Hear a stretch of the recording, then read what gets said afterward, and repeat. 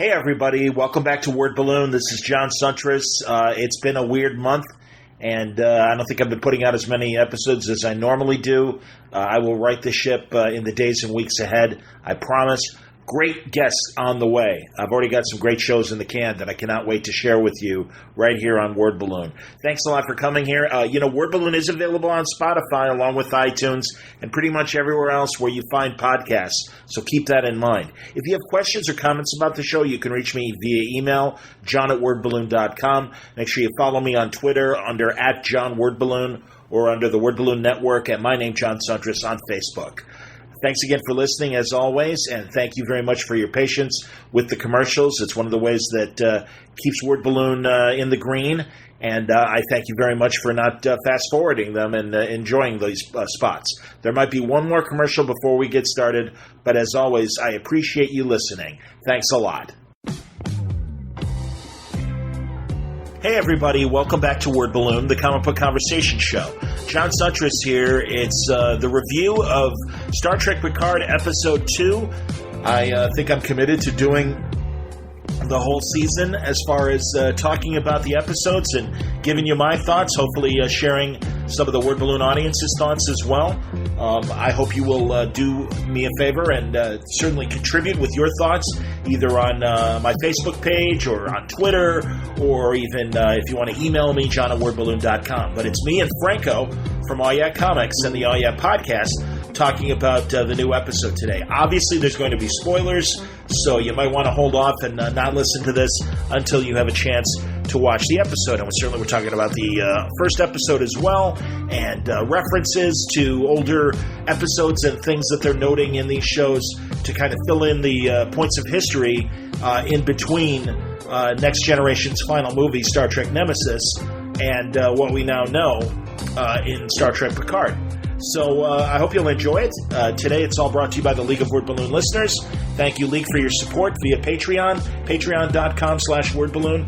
If you want to help subscribe to Word Balloon, it's free. It'll always be free. But if you want to help out the cause, patreon.com/wordballoon. Or you can click on the Patreon page, the ad that's on the front page of wordballoon.com. But thank you, as always, for your support, League of Word Balloon listeners. Word Balloon also brought to you by Aftershock Comics, who are shaking things up again this year, already in 2020, and a lot of cool stuff coming in February. Things like John Layman's The Man Who Effed Up Time, and Zach Thompson's Undone by Blood, God Killers from Mark Sable, to go along with all your favorites like A Walk Through Hell from Garth Ennis and Gordon Suzuka, and Animosity from Marguerite Bennett and Raphael De La Tour, Baby Teeth with Donny Cates and Gary Brown, plus other great books from my friends like Tim Seeley and Cullen Bunn and Phil Hester, Paul Jenkins, so many more. Brian Azzarello did a great book for Aftershock back in the day. Jim Starlin's Art of Jim Starlin, now available at Aftershock. Go to their website. You'll find full story descriptions, preview pages, and how to get these stories through the diamond codes to order them through your local shop at AftershockComics.com. All right, without further ado, let's get into it. Second episode of Star Trek Picard. Once again, final warning, spoilers in this conversation with Franco on today's Word Balloon. All right, welcome back. It's Word Balloon's Picard watch and review. Star Trek Picard. John Suntress here, along with Franco from All Yeah Picard Comics. Watch. Yeah, Picard Watch. I like Picard Watch. I don't know, what else would we call it? It's like Stormwatch on the Weather Channel, although we're not on an overpass while snow is hitting us in the face or a typhoon is about to hit. Oh. You can see the top of the wave right behind me. So, we could call it Rogue John Luke Watch. Yeah, I think that's complicated. Maybe not, but that's fine. Just make it long and as complicated as possible. So I thought it was a good second episode. I'm satisfied as far as what they're giving us so far. Yeah, I thought it was good. Yeah, I think they're setting up a lot of stuff, but there was enough to keep me very intrigued. I don't know what's going on, and I like history. it. Yep. Yeah. We learned a little bit more about Romulan Spock. And that he's obviously he's got more of a motive and stuff. But we can take it like, as the episode unfolded and stuff. So Picard's keepers, his staff, let him know about the super secret. His Romulan handlers. Yes, his Romulan handlers. Not down there, please. They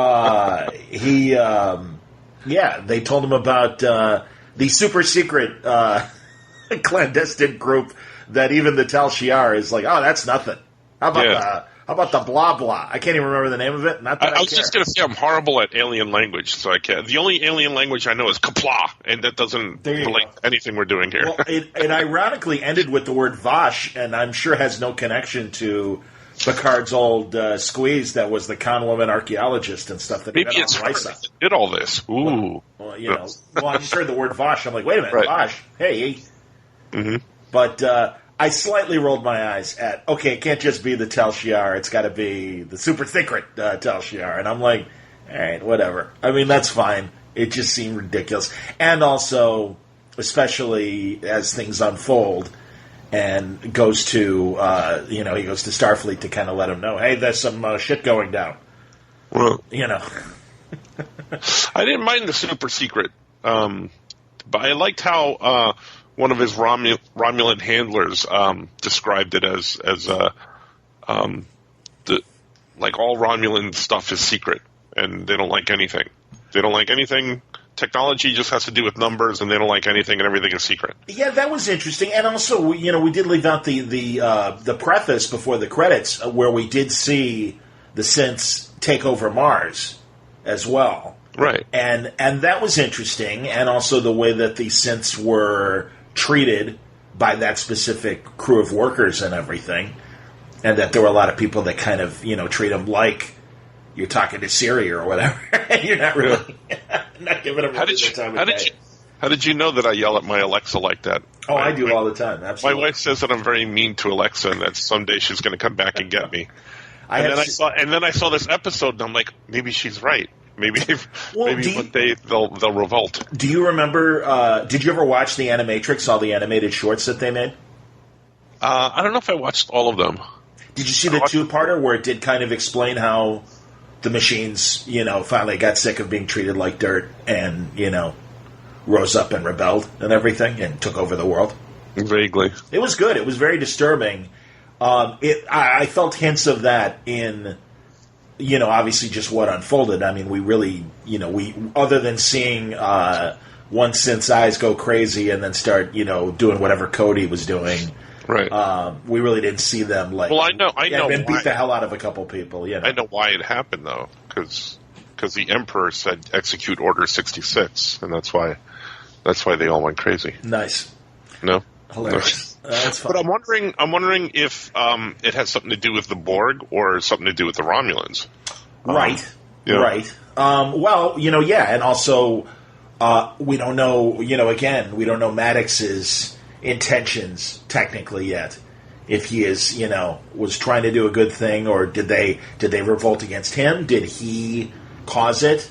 Why did he cause it? If he did cause it, things like that. So. The mystery of Bruce Maddox is still out there, and what exactly his role is in all this beyond creating the synths.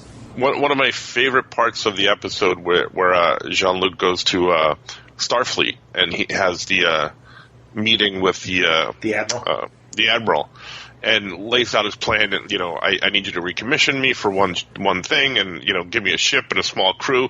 And she goes, the fuck are you talking about? Really, you like that? I gotta be honest. Every time, I believe the second time an F-bomb has been dropped on new Star Trek, I roll my eyes and I'm just really? Okay. Yeah, the swearing on Star Trek is disconcerting to me. What I did like was that scene where she's attitude. Who are you? Yeah. Who do you think you are? Yeah. Mm-hmm. I need a ship. I also need a case of Chateau Picard at my side at all times. And I need a bubble bath on downtime. Because everything in Starfleet is always so proper, and the way they talk to each other. And then she's like, what the hell are you talking about, old man? You off your Christy, I know that we're friends. I know we haven't always seen eye to eye on everything. Right. I liked how he called her whatever her name was. I don't think it was Christy. But, then, Christina, I beg of you. Now I'm being formal because clearly I've offended you with my impertinence. It's like, all right, whatever. But, yeah. No, I appreciated the tone. I expected the tone based on the trailers and already what we've been told. And politically Star Trek has gone into, or Starfleet has gone in a different. But yeah, the way they played it, and he comes in and he's like, I need this. Who the hell do you think you are? Type thing. I like, but I was a little confused with when she called that Commodore. Okay, all right. Was that the twins' mother? By the way, her name I remember, and it's Commodore O. No, it is not. No, it is not. It is a different actor. I got confused for a second. And honestly, I wanted to go back and look, and you're like, let's pod now. And I'm like, oh, okay. But I was going to go back and take a look, so that's why. And while we're talking, because I thought I recognized that actor. Oh, by the way, in another scene, David Paymer as Picard's old Stargazer doctor. Oh, yeah. Love David Paymer and everything he does. And incredibly great actor. So it was pretty cool seeing an actor of that caliber doing something like that. On the complete opposite spectrum, Alison Pill, oh my God. I dislike her even more now. Interesting. Yeah, because you know why? Because she liked Earl Grey, but she wanted milk in it. Ugh. Who does that? That's hilarious. I've had she must be not English or French or something. All right, so let's see. I'm trying to find Commodore O. Now, obviously, she's... It was Tamlin Tomita, who is Daniel-san's Okinawan girlfriend in Karate Kid Part 2, and she was in the pilot for Babylon 5. I thought that was her. I thought I recognized her. So... very interesting, and I've got... and then the lieutenant, the spy with the round ears. Right. Yeah. Who was Lieutenant Rizzo. That was played by Peyton List. So I've got all... And it was Ann Magnuson who played Kristen, Admiral Clancy that he talked to. And that's hilarious because, Ann Magnuson, another great character actor who I did not recognize. I heard her voice. She's in... Clear and Present Danger. She's the woman that loves Cuban Jack Ryan and stuff, and like she's Ann Archer's best friend in that, and she's been in a million movies, and you know her on television as well. Wow, I did not recognize her as the Admiral, and her name was Kristen. Hello, Christy. Hello, Christy. I haven't seen you since we were at the malt shop that night. Hello, reinstate me. Give me a ship. Yeah. Fuck you, Picard. It is funny the more I think about it, but it's just like, hey, whoa, what are you doing, man? This is Star Trek. We never used that language on the original series. Thank you. Well, just in Star Trek in general, you would expect, Kirk to be admonished that way. Oh yeah. Well, you wouldn't. Yeah, no, but you wouldn't necessarily... in Star Trek in 3, in Search for Spock. It's like, I need a ship. I need to... Out of the question, my friend. No. And he managed to tell him no without blowing an F-bomb. Fuck you, my friend. But you don't expect Jean-Luc to be, cursed at, first of all. He's too refined for that. That's true. But double dumbass on you. But you don't expect him to be, just admonished at all. Because he's yeah. I guess, and you're right. I suppose. I don't know. I think it rung true in terms of Starfleet has a different philosophy. I also think that the Admiral made a better argument, saying, "Hey, it's not just us. 14 planets were like, no. If you let the Romulans in, we can't keep the peace." And that I think is even more legit because modern Star Trek keeps messing with Roddenberry's original vision, and you can even argue to a degree that Deep Space Nine did it as well. But with the original series, the whole idea was the petty human shit stopped happening. We've grown to appreciate each other and treat each other as one people of Earth. We don't get into races. We don't get into sex BS. In terms of men are better than women. All that shit's behind us, supposedly. Right. Now, I think that is very lofty and unrealistic, but, again, it's like, okay, fine. But like I said, I do think when the Admiral says, hey, there were 14 other worlds that didn't want us to help the Romulans, good, because then it becomes a little more political, and you can see other races going, hey, the Romulans fucked this over for years. Why should we trust them now? When they're, it it gives it more of a semblance of you can definitely see both sides, because in episode 1 I'm like, damn it, I'm on Picard's side. Why did we save these people? What the hell? And then this argument was like, oh, okay, maybe Picard fucked up.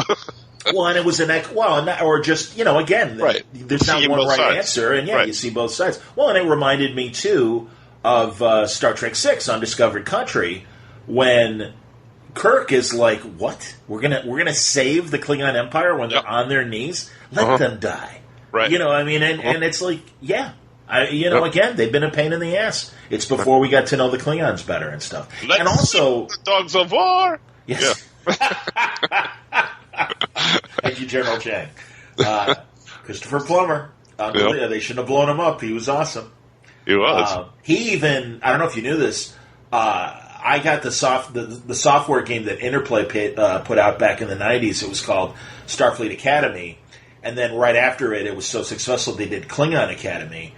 And it was General Chang teaching cadets battle strategies and stuff. It was fantastic. Oh, wow. It's excellent. There's a YouTube of both games that has the story portion of the game online. So if you're at all curious, you can watch it.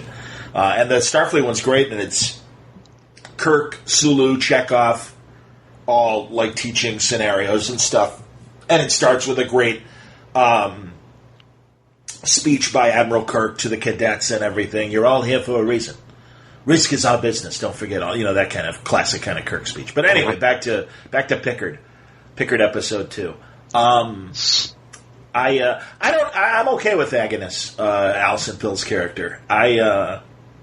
So far.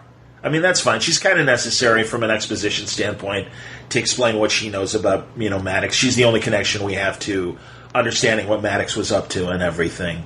The lieutenant, although, now, two things. One, why do I suspect that both Commodore O and the double agent of Lieutenant Rizzo are in Section 31 without actually saying Section 31? You know what I mean? Oh, right, yeah. I kind of felt. I don't know, did you feel that way, or no, not at all? Well, I think it's unclear. But did you have that suspicion when you saw it? Yeah, I mean, again, I'm looking at it through the eyes of, I don't know if they're traitors or they're doing some sort of secret agenda, Section 31 type thing. That remains to be seen. So I didn't really feel one way or the other about it. Well, yeah, I mean, and obviously the Commodore is certainly aware of Rizzo's duplicity, and but they all. Ooh. No, sorry, it's my apartment buzzer. Don't worry about it. They also need to know about, since that Romulan spy or the Romulan Spock is on the Borg cube, that Starfleet has to be aware of it because they're selling those parts. Ooh, ow! I feel like Stop I'm reacting to that every time. Yeah. That they're selling the parts from those Borg. Right. Well, so they have to know about it. Starfleet has to know about it. Well, yeah, or at least Commodore O and Admiral Clancy obviously have to know about it. Right. That's what I'm talking about. Yeah. Yeah, I don't know. Again, we don't know how high up this goes as far as all that stuff. But again, it doesn't make sense if the general feeling is don't trust the Romulans, keep them down. Why is this happening? And I guess we don't know. I mean, and also we're still not clear if what's happening on the Borg cube is happening to the full benefit of the Romulans with the Romulans' approval, or are these, a special group? But again, it's so weird because we don't know where the Borg cube is, but it's big. I mean, it's so big that you've got literally fleets of birds of prey flying out of it and stuff. Right. So it's got to be somewhere clandestine that, isn't known. There's still a lot of questions, which is good. I got no problem with that. That's excellent. But yeah, I am hoping, unlike Discovery, that there is this all fits, and we know what's going on by the time they want us to know. I mean, I don't need to know right away, and I don't want to know right away. Right. There should be mysteries and everything, and we should be asking questions. That's good.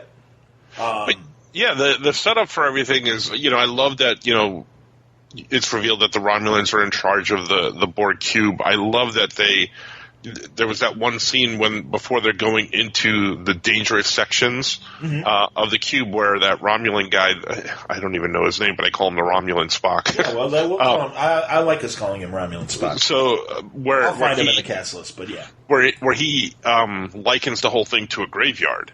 I thought that was cool. So, because like, there's people that are there to profit from it. There's people that are there to feed off this stuff, profit from it, and other people are just like ghosts. And I wondered what that meant. But that they're there dissecting these things and taking it apart. And then she had an interest in the human side of these Borg. After their implants, or the nameless ones, after their implants were taken. So that all is curious to me, and I'd like to know more on where that fits in. Agreed. Yeah, we'll see. And how did they get the cube? Well, yeah, and I imagine we'll learn that as well. Mm-hmm. Yeah, I don't know. I like how Romulan Spock is. It might be Narek or Narek. Mm-hmm. I don't remember. Yeah, we'll just call him Romulan Spock. I like us calling him. And honestly, he is so on the nose, looking like Ethan Peck's bearded Spock from Discovery. Mm-hmm. It's like, come on, this can't be a coincidence. This is a little too on the nose. I don't know, maybe not, but it's weird. I like his relationship with Daj's sister, and I like that it's obviously he's watching her more than just being hot for her and everything, and that he is spying directly on her and feeding information back to his apparent sister. So, yeah, I'm okay with what they've set up as far as the Romulan mystery of what they're doing with the Borg ship and what and how did they get it and what they represent. I mean, we don't know what they represent or why this move was made, other than much like the Klingon, again, in Undiscovered Country, the Klingons, lose Praxis, their fuel making planet and stuff like that, and there are factions that are like, no, we need to stay strong, we need to stay apart. And yeah, maybe there is this insurgence, or again, I don't know if they represent the whole of the Romulan people. We don't know yet. Right. Mm-hmm. But good, I like it. I like it. No, and it's funny because I think at first watching the first episode, and maybe still don't know the motivations of Picard's keepers, his Romulan keepers, but I do think they are helping him, and they seem to be on his side. Well, it seems that the Romulans are like scattered everywhere, and this is definitely a faction that's taken over the cube, and then there's others because. Sure. His handler, the female handler that goes with him to the apartment, and is looking for that ghost in the machine, looking for what happened there. Right. She obviously, is she married to the other one? I'm not sure if that came across, but they obviously are from within the Empire that knows or has information about the inner workings of things. Right. Well, they said, they said they're from the Tal Shiar, so they're, that's why it's like, the Tal Shiar has always been kind of portrayed as being the Romulans, CIA, their dirty tricks department and everything. Mm-hmm. And now it's like, well, wait a minute, there's the whatever Vash, and it's like, yeah, they're the really dirty tricks department. And it's like, all right, immediately Dean Wormer in Animal House, double secret probation. It's like, really? All right. Whatever, but yeah, so I would, they certainly have. Well, it kind of makes sense if the Romulans just blew up and they're scattered everywhere. It makes kind of sense that their government is in shambles. These organizations are in shambles, except for this super secret one, because it's so super secret that it couldn't be blown apart and nobody knew about it. I guess okay, whatever. Again, I'll accept it. I just think it's kind of an unnecessary layer of spy stuff. Whereas, why, much like the Federation, why couldn't there be a group of the Tal Shiar that's like, all right, we're done. Look at the KGB, and actually, again, they have renamed it. This is supposedly older than the Tal Shiar, as female keeper explained to Picard. and that it's just a legend or whatever. I don't even know if that's real. The guy's like, I don't even know if that's real or not, but she believes in it. Right. I believe in it too. Story, boogeyman stories to tell children, basically. Yep. Yeah. I don't know. I like I said. I mean, I accept what they're feeding us. I thought the whole finding the residue video in the murder scene was a little like whatever, but I'm like, all right, that's fine if that helps. Not only has this been cleaned, it's been super cleaned. Right. Because a super secret double organization cleaned it. Yeah. Oh, and also the fact that apparently either the first, I suppose it was the first group that tried to grab Daj were Federation people. So maybe the attack in Daj's apartment where her boyfriend got killed, it was either that one or it was... I think it was that one because they're trying to get Daj, and then on the rooftop it's the Romulans because of the green blood and everything. Right, well that was curious because the Commodore, when the other lieutenant came in, was pointing at that flare on the post in the footage of Picard, and she said, does that reflection look like laser fire or whatever she asked? Yep. So she wasn't sure if that had happened or not, right? Right, so that's the second incident, but she says directly to Rizzo, or whatever her name is, as I continue to scroll down on the... Kaneki. We could call her Kaneki. Yeah, let's call her Kaneki. That's a good idea. She's not Kaneki. But yeah, pointing out that there she... It is Rizzo. Hilarious. There you go. So that's fantastic. It is Lieutenant Rizzo. Hey, how you doing? Wasn't I in Greece? Yes, you were. But he also... had round ears there, too. So, again, that Starfleet wanted Daj as well. So, yeah, both factions are trying to get whatever Daj represents and Daj's sister now as well. So, interesting. Okay, I don't know if I like Picard as much now, because... Don't laugh. You don't even know what I'm going to say. I'm just laughing already because I'm like, yeah, what happened? All right, go on. Well, he doesn't like sci-fi. He doesn't get it. By the way, that was terrific on several levels. Because do you know Asimov's history with Star Trek? No, enlighten me. Asimov was a good friend of Roddenberry's, and especially early on was a very strong advocate for Star Trek, doing articles and really being kind of a rep outside of the production, saying, this is great, we need more of this, isn't this a great show? And was always a regular fixture as well at Star Trek conventions. But unfortunately, and it's wild because this is his, either last year or this year is his centennial year, a lot of Me Too stuff has come out. And it was always kind of widely known that Asimov was like a total horn dog and really gross. And took advantage of his grandfatherly demeanor and, pinching girls' bottoms and literally snapping bras on women and stuff like that. Yeah. So... I did not know any of this. Yeah, well, that's the thing, man. And all that came out right before Picard came out. So on the one hand, it's like, longtime Trek fans are like, oh, that's cool. They're tipping a hat to Isaac Asimov. And it's like, yeah, Isaac Asimov. If you don't know, XYZ. And it's like, oh, yeah, all right. Yeah, that's funny. I did not realize that. I like the general. He didn't get sci-fi, right? Because he's in a series. But yeah, now that adds a much deeper layer. That's funny. Yeah, it's like working at Ace Hardware, and I don't read books like Adventures in Hardware. No, thank you. I deal with it every day. It's like, yeah, I can appreciate that he'd be like, yeah, they don't really know what happens out there and stuff. So that's I love the irony of that. That was hilarious. Yeah, that was very funny. Yeah, I mean, again, I'm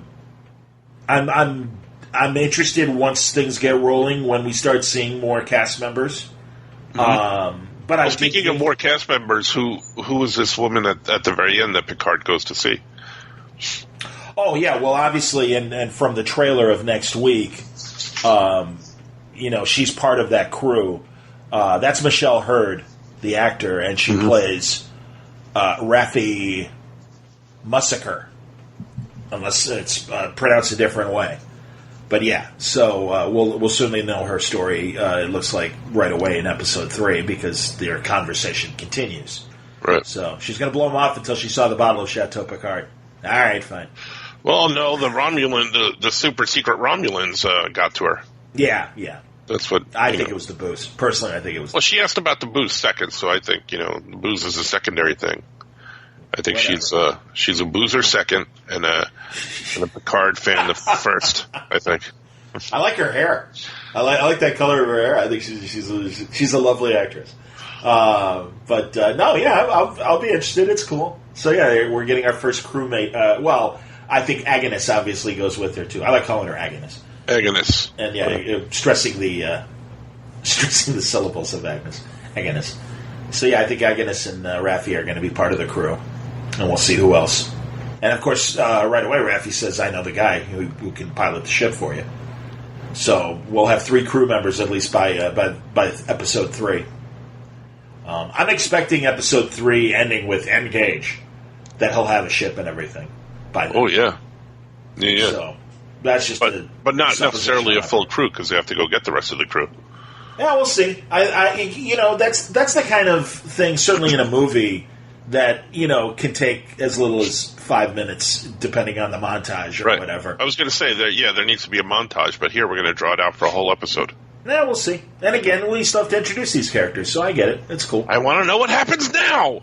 I know, seriously. Isn't it interesting? And I think we might have talked about it in the first episode. There is this debate on which is better for a TV series to do the Amazon, Netflix, binge it all when you want to. It's all available now. Versus doling it out week by week. I like the week by week. Well, we're all used to it, certainly, and I do too.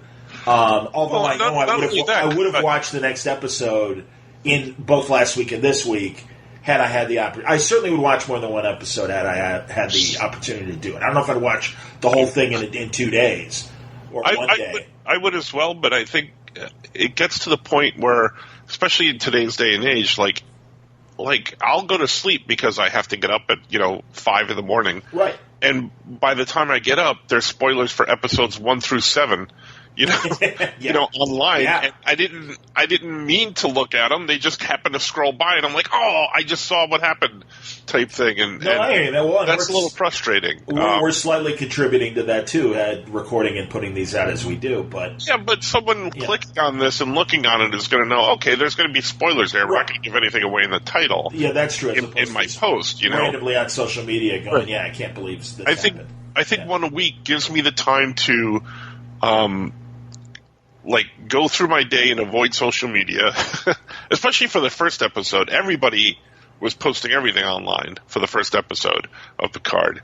But more so, with The Mandalorian, it was horrible because I'd have to avoid social media all day to get home in the afternoon and ignore my phone and ignore any calls or ignore the doorbell to watch the episode so I can watch it and enjoy it without having anything spoiled for me.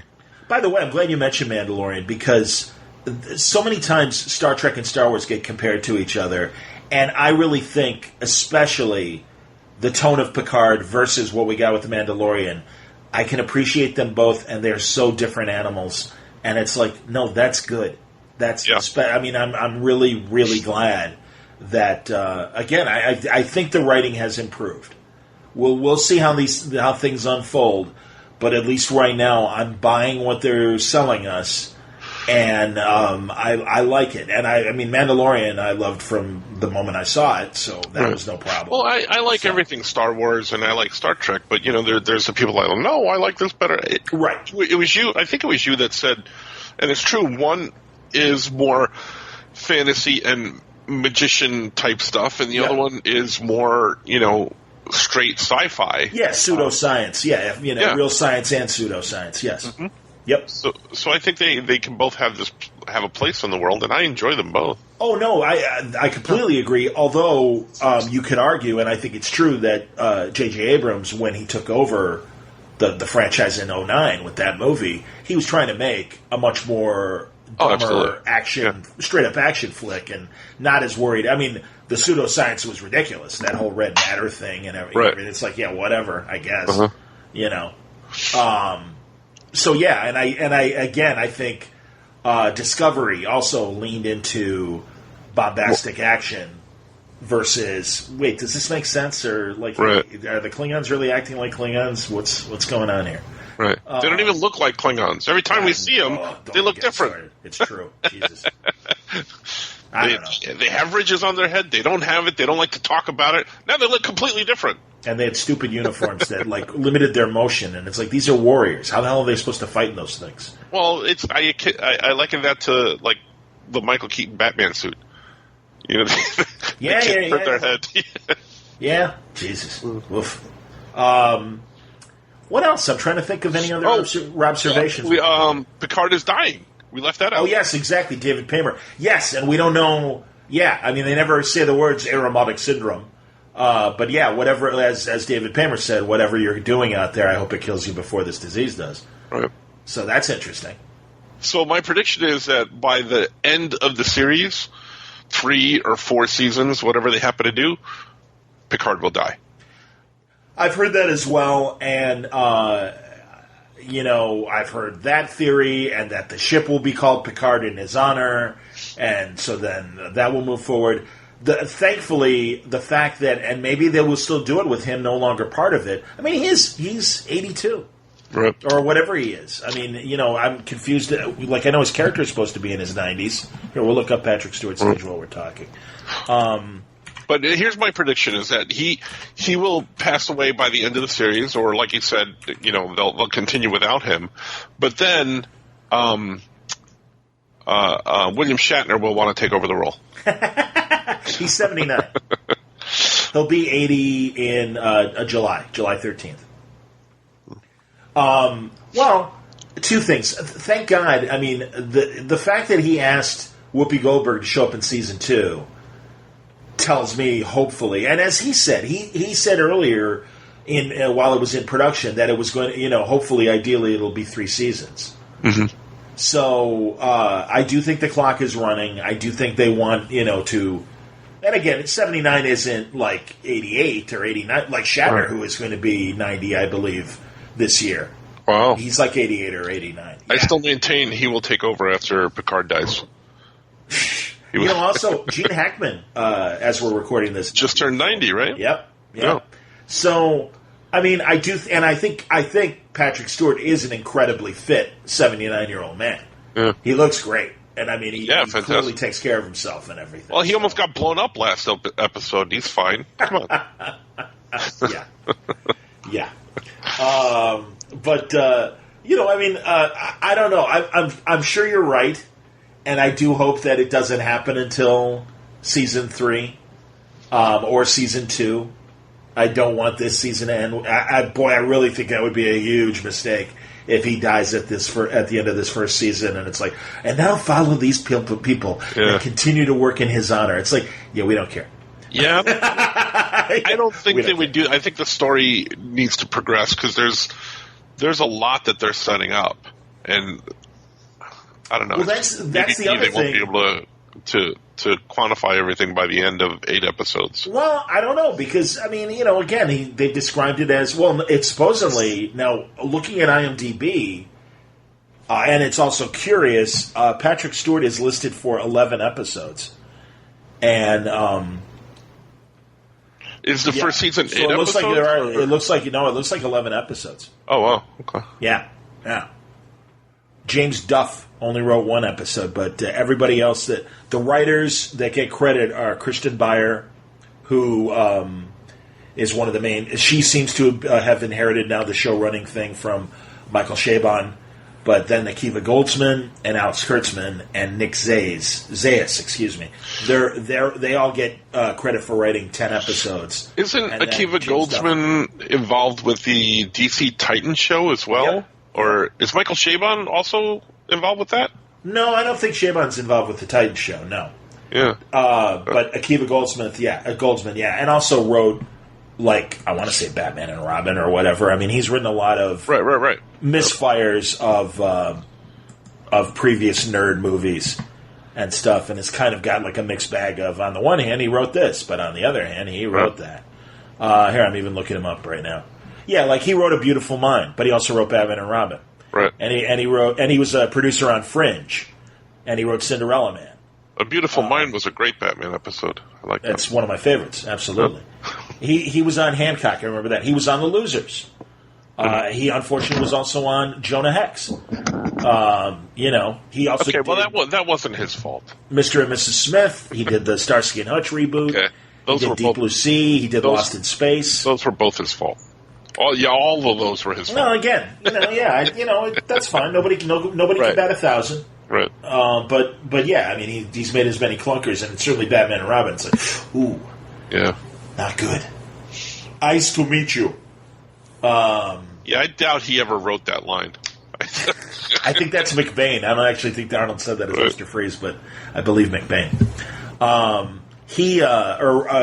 Obviously Michael Chabon is moving over to Showtime. He and Alex Kurtzman, which is still Viacom CBS, and especially since they've all remerged again. But Chabon's going to do Cavalier and Clay. Right. Did you ever read that? No, Excellent book. I mean, and I'm sure 99% of the audience knows, but if you don't know, great fictional story about the golden age of comics and two cousins that create a superhero and their lives and also their creation, The Escapist. Great stuff. Really, really good. Really smart.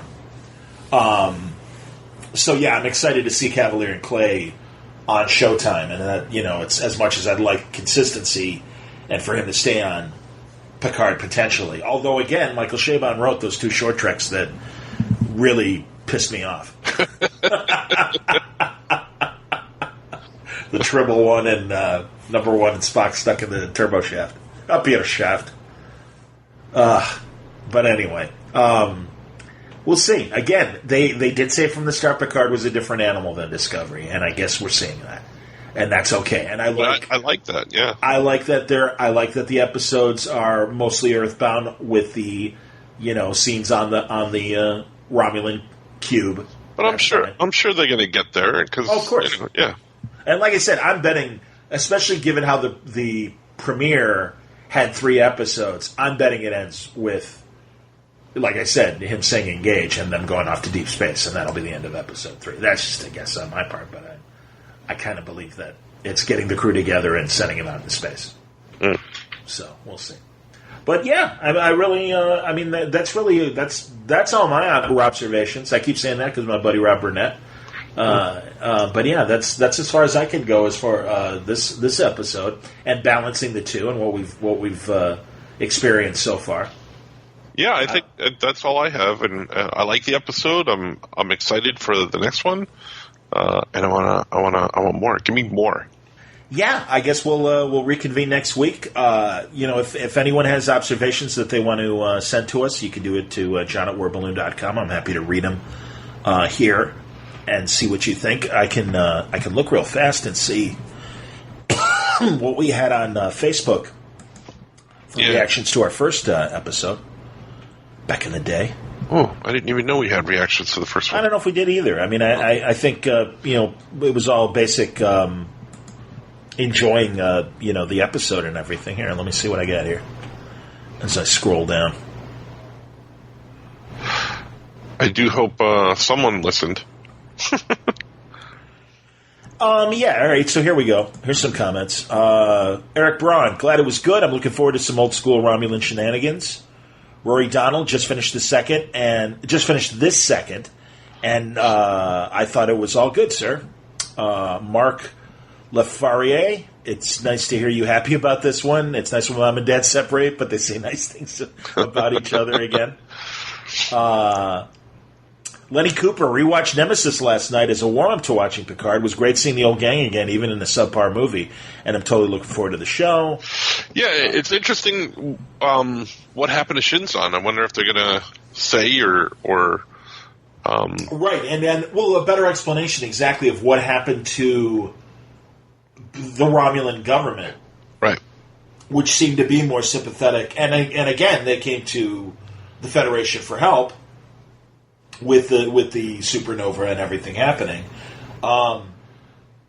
Bernard Binder, I do have some issues with the show. I dislike the idea that Alex Kurtzman can go full circle and reference his own Trek work, but I'm looking forward to seeing more. Obviously, the allusion to the destruction of Romulus in Star Trek 09. So, Darren Brune, I had no idea how much I missed Picard till I saw him again. Our buddy Blaine Dowler, Canadian Yoko Chips, reminds us he's the episode's available for free in Canada on the CTV Sci-Fi app, probably for only a week or less. Now, our buddy Wayne Mousseau is like, yeah, it was okay, not great, and that was hilarious. Oh, really? He'll be at C2E2, so I'm looking forward to seeing him. Okay, Lenny Cooper, love the first episode of Picard. This was the best episode of Trek in years. I'm looking at you, Overshadowed Discovery. I'm very happy I rewatched Nemesis before watching episode 1. This is almost a direct continuation, and I love how the first moments of the show are a nod to both Nemesis and the finale of Next Gen. Yeah, the poker scene and everything, and all that, and also, of course, Blue Skies playing. So yeah, that was that was good. So yeah, that's what some people thought of episode 1. Yeah, well, so let us know. You can either do it on Facebook, as these people have, or you can send me emails, john@wordballoon.com, and we'll get your thoughts on episode 2, and then we'll see what we think of episode 3 next week. But yeah, yes. Will you letter grade for the episode? I'd give it a B. Yeah, I'd go with my A minus. Okay. Absolutely, yeah. There you go. All right, well, thanks for listening, and Francis and I, or if not, if Francis is too busy, we'll find somebody else. But no, I want it to be us.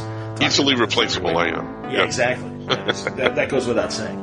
No, honestly, thank you very much as always, and yeah, we'll see what people think when we all reconvene to talk about episode 3 of Star Trek Picard. Yeah.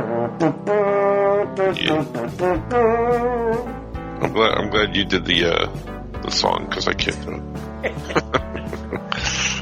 Thanks for listening. All right, bye.